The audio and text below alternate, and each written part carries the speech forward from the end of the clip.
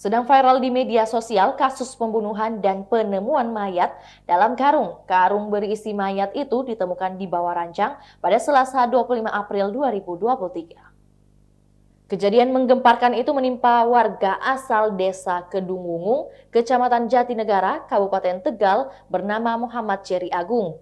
Pria berumur 24 tahun itu ditemukan tewas dan dibungkus karung lalu diletakkan di bawah ranjang. Sebelum penemuan menggemparkan itu, tetangga korban mengaku sempat melihat sosok yang mencurigakan keluar dari rumah yang dihuni korban. Yanto, warga sekaligus tetangga mengungkapkan seorang tamu laki-laki keluar dari rumah korban pada Kamis 20 April 2023 malam. Menurut Yanto, tamu laki-laki tersebut terlihat bertubuh tinggi.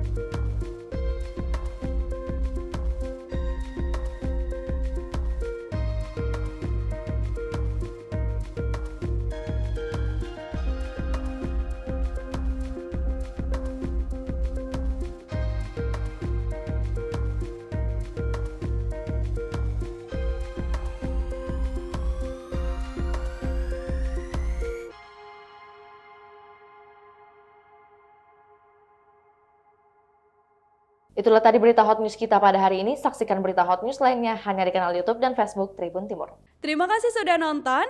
Jangan lupa like, subscribe, dan share ya.